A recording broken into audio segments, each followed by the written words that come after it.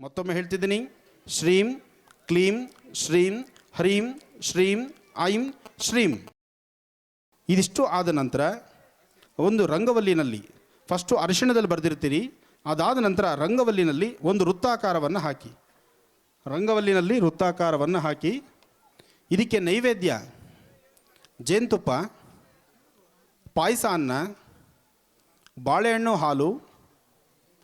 ಇದು ಯಾವುದೂ ನಿಮಗಿಲ್ಲ ಅಂದರೆ ಒಂದಿಷ್ಟು ಬೆಲ್ಲದ ಚೂರು, ಇದರಲ್ಲಿ ಯಾವುದಾದ್ರೂ ಒಂದು ನಿಮಗೆ ದೇವರು ಏನು ಶಕ್ತಿ ಕೊಟ್ಟಿದ್ದಾನೋ ಅದು ನೈವೇದ್ಯ. ಇದಕ್ಕೆ ಅರ್ಚನೆ, ಮಹಾಲಕ್ಷ್ಮಿಯ ಅರ್ಚನೆ ನಿಮಗೆಲ್ಲರಿಗೂ ಬರುತ್ತೆ ಅಂತ ತಿಳ್ಕೊಂಡಿದ್ದೇನೆ ನಾನು. ಓಂ ಮಹಾಲಕ್ಷ್ಮೀ ನಮಃ, ಓಂ ಪ್ರಕೃತಿ ನಮಃ, ಓಂ ವಿಕೃತಿ ನಮಃ, ಓಂ ವಿದ್ಯಾಯ ನಮಃ, ಓಂ ಸರ್ವಭೂತಪ್ರದಾಯ ನಮಃ, ಶ್ರದ್ಧಾಯ ನಮಃ, ವಿಭೂತ್ಯೈ ನಮಃ, ಸುರಭ್ಯೈ ನಮಃ, ಪರಮಾತ್ಮಿಕೈ ನಮಃ, ವಾಚೈ ನಮಃ, ಪದ್ಮಾಲಯೈ ನಮಃ, ಶುಚೈ ನಮಃ, ಸ್ವಾಹಾಯ ನಮಃ, ಸುಧಾಯ ನಮಃ, ಧನ್ಯಾಯ ನಮಃ, ಹಿರಣ್ಯಾಯ ನಮಃ, ಲಕ್ಷ್ಮೀ ನಮಃ. ಈ ಪ್ರಕಾರವಾಗಿ ಇದಿಷ್ಟು ನಿಮ್ಮ ಕೈಲಿ ಆಗ್ತಿಲ್ಲ, ಹೇಳಲಿಕ್ಕಾಗಿಲ್ಲ. ಬ್ರಾಹ್ಮಿ, ಮಾಹೇಶ್ವರಿ, ಕೌಮಾರಿ, ವೈಷ್ಣವಿ, ವಾರಾಹಿ, ಇಂದ್ರಾಣಿ, ಚಾಮುಂಡ, ಚಂಡಿಕಾ, ಮಹಾಲಕ್ಷ್ಮಿ. ಇದೂ ನಿಮ್ಮ ಕೈಲಾಗಿಲ್ಲ. ಓಂ ಐಂ ಮಹಾಲಕ್ಷ್ಮೀ ನಮಃ, ಓಂ ಐಂ ಮಹಾಲಕ್ಷ್ಮೀ ನಮಃ, ಓಂ ಐಂ ಮಹಾಲಕ್ಷ್ಮೀ ನಮಃ, ಓಂ ಐಂ ಮಹಾಲಕ್ಷ್ಮೀ ನಮಃ, ಓಂ ಐಂ ಮಹಾಲಕ್ಷ್ಮೀ ನಮಃ. ಈ ಪ್ರಕಾರವಾಗಿ ಐಂ ಎಂಬತಕ್ಕಂಥದ್ದನ್ನು ಓಂ ಅನ್ನೋದನ್ನು ಹೇಳಬೇಕಾದ್ರೆ ಹೊಕ್ಕಳಿಂದ ಬರುತ್ತಾ ಮಂತ್ರ. ಓಂ ಐಂ ಗಂಟ್ಲಿಂದ ಬರತಕ್ಕಂತಹದ್ದು. ಮಹಾಲಕ್ಷ್ಮೀ ನಮಃ ಸಮಾಧಾನ ಚಿತ್ತರಾಗಿ ಹೇಳ್ತಕ್ಕಂಥದ್ದು. ಇದನ್ನು ಉತ್ತರಾಭಿಮುಖವಾಗಿ ನಿಂತು ಅಥವಾ ಉತ್ತರಾಭಿಮುಖವಾಗಿ ಕೂತು ಅನುಷ್ಠಾನವನ್ನು ಮಾಡಬೇಕು. ಇವತ್ತು ಸಂಜೆ ಪುನಃ ಸ್ನಾನ ಮಾಡೋದು ಬೇಡ. ಇದನ್ನೇ ಬೇರೆ ದಿವಸ ಮಾಡೋದಾದರೆ ತಲೆಗೆ ಸ್ನಾನ ಮಾಡ್ಕೋಬೇಕು. ಒಂದಿಷ್ಟು ಹಾಲನ್ನ, ಒಂದೇ ಅರ್ಧ ಸ್ಪೂನ್ ಹಾಲು ತಲೆಗೆ ಹಾಕ್ಕೊಂಡು ಸ್ನಾನ ಮಾಡ್ಕೊಳ್ಳಿ. ಈ ಅನುಷ್ಠಾನವನ್ನು ಮಾಡಿದಾದ ನಂತರ ಧೂಪ ದೀಪ ನೈವೇದ್ಯ ಕೊಟ್ಟು ನಿಮ್ಮ ಮನೆಯ ಪರಿಸರದಲ್ಲಿರ್ತಕ್ಕಂತಹ 3 ಜನ ಹೆಣ್ಣುಮಕ್ಕಳು, 3 ಜನ ಹೆಣ್ಣುಮಕ್ಕಳು 9 ವರ್ಷದ ಒಳಗಿರ್ತಕ್ಕಂಥವ್ರು, ಸಣ್ಣ ಮಕ್ಕಳು, ಅಂತಹ ಮಕ್ಕಳನ್ನು ಮನೆಗೆ ಕರೆದು ಮಕ್ಕಳಿಗೆ ಹಣೆಗೆ ಒಂಚೂರು ಕುಂಕುಮ ಇಟ್ಟು ತಿನ್ನಲಿಕ್ಕೆ ಏನಾದ್ರು ಒಂದಿಷ್ಟು ಪದಾರ್ಥವನ್ನು ಕೊಟ್ಟು ಅವತ್ತಿನ ದಿವಸ ಶ್ರದ್ಧಾಭಕ್ತಿಯಾಗಿ ಪ್ರಾರ್ಥನೆ ಮಾಡಿ ಈ ಅನುಷ್ಠಾನವನ್ನು ಆ ಪೂಜೆ ಮಾಡಿರ್ತಕ್ಕಂಥ ಸ್ಥಳಕ್ಕೆ 11 ಪ್ರದಕ್ಷಿಣೆ ಮಾಡಿ ದೀಪವನ್ನು ಮಧ್ಯದಲ್ಲಿ ಹಚ್ಚಿಡಿ. ಯಂತ್ರವನ್ನು ಬರದಾದ ಮೇಲೆ ಯಂತ್ರದ ಮೇಲೆ ದೀಪವನ್ನು ಹಚ್ಚಿಟ್ಟು ಆ ದೀಪದ 5 ಭಾಗಗಳನ್ನು ಹಚ್ಚಿ ಆ ದೀಪಕ್ಕೆ 11 ನಮಸ್ಕಾರವನ್ನು ಹಾಕಿ. ದೀಪಕ್ಕೆ 11 ನಮಸ್ಕಾರ.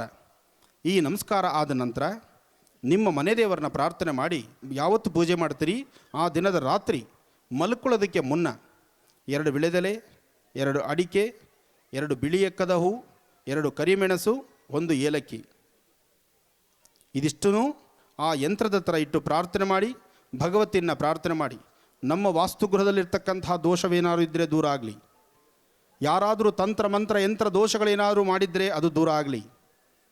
ವಾಸ್ತುವಿನಲ್ಲಿ ಮಕ್ಕಳ ವಿದ್ಯಾಭ್ಯಾಸ ಚೆನ್ನಾಗಾಗಬೇಕಾಗಿದೆ, ಅದಕ್ಕೆ ನಿನ್ನ ಅನುಗ್ರಹ ಬೇಕಾಗಿದೆ. ಆರ್ಥಿಕ ಪರಿಸ್ಥಿತಿ ಅಭಿವೃದ್ಧಿ ಆಗಬೇಕಾಗಿದೆ, ಅದಕ್ಕೆ ನಿನ್ನ ಆಶೀರ್ವಾದ ಬೇಕಾಗಿದೆ. ಹಾಗೆ ಋಣಬಾಧೆಯಿಂದ ಮುಕ್ತರಾಗಲಿಕ್ಕೆ ಆಗ್ತಾ ಇಲ್ಲ, ಈ ಋಣಬಾಧೆ ಬೇಗ ಮುಕ್ತರಾಗಲಿಕ್ಕೆ ನಿನ್ನ ಅನುಗ್ರಹ ಬೇಕಾಗಿದೆ. ಇದಿಷ್ಟು ಸಂಕಲ್ಪ ಮಾಡಿ. ಇದಲ್ಲದಿರ ರೋಗ ರುಜಿನಗಳಂತಕ್ಕಂಥದ್ದು ಸಾಕಷ್ಟು ಇದ್ದು ಈ ರೋಗಗಳಿಂದ ನಾವು ಮುಕ್ತರಾಗದಿರ ಸಮಸ್ಯೆ ಎಂಬತಕ್ಕಂಥದ್ದನ್ನು ಹೊತ್ತಿದ್ರೆ ಕೈಮಾ ಲಿವರ್ ಚಕ್ಕಣ ಮಾಡುವ ವಿಧಾನ.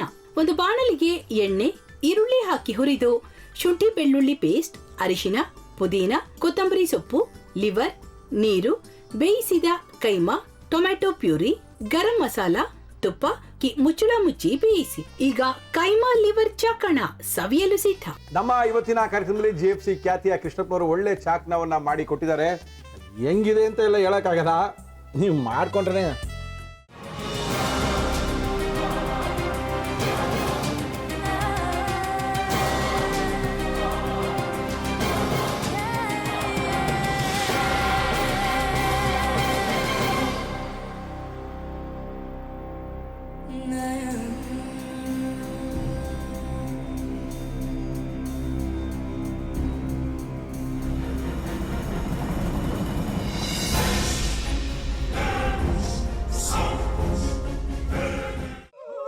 ಎಟ್ಟಿ ತಕೊಳಕ್ ಬಂದವ್ರನ್ನ ಸುಮ್ಮನೆ ಬಿಡಲ್ಲ, ರೂಮ್ ಕರ್ಕೊಂಡೋಗಿ ಸಾಯಿಸ್ಬಿಡ್ತದೆ.